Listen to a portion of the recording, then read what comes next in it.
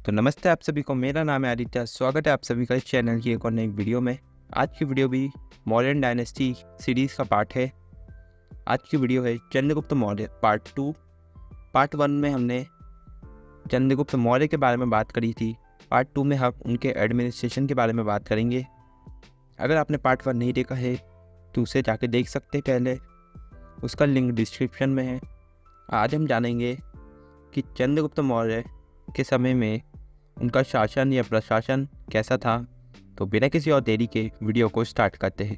तो मौर्यास के टाइम में उनका एडमिनिस्ट्रेशन बहुत ही कॉम्प्लेक्स था और उसके बारे में हमें पता चलता है मेगास्थेनिस के लिखे गए किताबों से और अर्थशास्त्र से जो कौटिल्य ने लिखी है, मतलब चाणक्य ने लिखा है। तो जो मेगास्थेनिस थे उनके बारे में आप नहीं जानते होंगे, तो पहले थोड़ा उनके बारे में जानते हैं। जो मेगास्थेनिस थे वो एक ग्रीक के एम्बेसडर थे जिन्हें सेल्यूकस ने भेजा था चंद्रगुप्त मौर्य के यहाँ पे रहने के लिए। वो मौर्यन डायनेस्टी के कैपिटल पाटलिपुत्र में रहे थे और वहीं पे रहकर उन्होंने पाटलिपुत्र के एडमिनिस्ट्रेशन के बारे में लिखा था। और ना सिर्फ उन्होंने पाटलिपुत्र एडमिनिस्ट्रेशन के बारे में लिखा है बल्कि पूरे मौर्यन डायनेस्टी के बारे में लिखा है। मेगास्थेनिस ने छोटे छोटे टुकड़ों में लिखा है, उनकी एक पूरी किताब नहीं है। तो इन सब को इकट्ठा करके एक किताब बनाई गई जिसका नाम है इंडिका। आप उसे भी जाके पढ़ सकते हैं। तो चंद्रगुप्त मौर्य एक ऐसे राजा थे जिनने जो सारी पावर थी वो सिर्फ अपने ही हाथ में रखते थे। अगर भरोसा किया जाए एक स्टेटमेंट के अर्थशास्त्र के, तो जो किंग थे उनके बहुत ही ज़्यादा हाई आइडियल्स थे। वो कहते थे कि उनके लोगों में ही उनकी खुशी है और उनके दुखों में ही उनका भी दुख है। तो जो मौर्यन एम्पायर था उसको अलग अलग प्रोविंसेस में डिवाइड किया था और हर एक प्रोविंस एक प्रिंस के अंडर आता था जो रॉयल फैमिली से होते थे। तो ये प्रोविंस थे उनको भी और डिवाइड किया गया था स्मॉलर यूनिट्स में और सबकी अलग अलग अरेंजमेंट बनाई गई थी।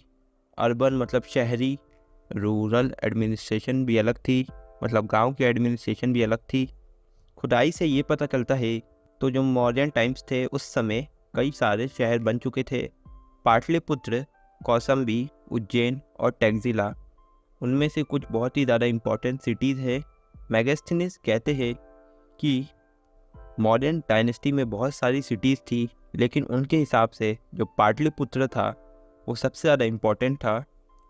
वो उसको पलीबोतरा कहते हैं, जो एक ग्रीक का शब्द है जिसका मतलब होता है सिटी विथ गेट्स। उनके हिसाब से जो पाटलिपुत्र था वहाँ पे 570 टावर्स और 64 गेट्स थे। उनके हिसाब से जो पाटलिपुत्र था वो 9.33 माइल्स लंबा था और 1.75 माइल्स चौड़ा था।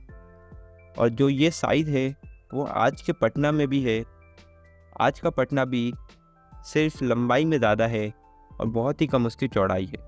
जो मेगास्थेनिस है वो पाटलिपुत्र के एडमिनिस्ट्रेशन के बारे में भी लिखते हैं। वो कहते हैं कि जो हर सिटी थी वहाँ पे 6 कमिटीज़ थी और हर एक कमेटी में 5-5 मेंबर थे और हर एक कमेटी को अलग अलग काम दिया गया था, जैसे sanitation, care of foreigners, registration of birth and death, regulation of weights and measures और अलग अलग काम। चाणक्य के अनुसार जो सेंट्रल गवर्नमेंट थी वो 2 दर्जन डिपार्टमेंट संभालती थी स्टेट, और वो डिपार्टमेंट होते थे जो सोशल और इकोनॉमिक एक्टिविटीज़ संभालते थे। जो सबसे चौंकाने वाला फीचर है चंद्रगुप्त के एडमिनिस्ट्रेशन का वो है एक बहुत ही बड़ी आर्मी। एक रोमन राइटर जिनका नाम है प्लिनी, वो लिखते हैं कि जो चंद्रगुप्त की आर्मी थी उसमें 6 लाख फुट सोल्जर थे, मतलब 6 लाख सैनिक थे, 30,000 घुड़सवार थे और 9,000 हाथी थे। और एक और सोर्स है जिसकी माने तो उनके पास 8,000 चैरियट्स भी थे। और इसके अलावा भी जो मौर्यन डायनेस्टी थी उनके पास उनकी खुद की नेवी भी थी। और मेगास्थेनिस के हिसाब से जो इनकी आर्मी थी उनको एक 30 मेंबर्स या 30 ऑफिसर्स का बोर्ड संभालता था, जिनको 6 कमिटीज़ में डिवाइड किया गया था और हर एक कमेटी में 5 मेंबर होते थे। और ऐसे करके 6 अलग अलग विंग्स थे इन आर्मीज़ के। जैसे पहले पैदल चलने वाली आर्मी, फिर घुड़सवार की आर्मी, फिर एलिफेंट्स की, फिर चैरियट्स की, उनकी खुद की नेवी, और जो ट्रांसपोर्ट करने के लिए अलग से सैनिक लगते हैं वो सब। जो मॉडर्न टाइम्स की आर्मी थी वो लगभग 3 गुना थी नंदास की आर्मी के मुकाबले, और इसी के कारण उनका जो एम्पायर है वो बहुत ही बड़ा है और बहुत ही ज़्यादा फैला हुआ भी है। तो उम्मीद है कि आपको इस वीडियो से कुछ सीखने को मिला होगा। तो आज की वीडियो के लिए बस इतना ही। वीडियो पसंद आए तो लाइक करें, चैनल पर नहीं तो उसे सब्सक्राइब करें, कमेंट करके बताएं कि हम क्या इम्प्रूवमेंट कर सकते हैं। मिलते हैं आपसे अगली वीडियो में, तब तक के लिए be safe, be hygienic, stay curious, good bye, thank you.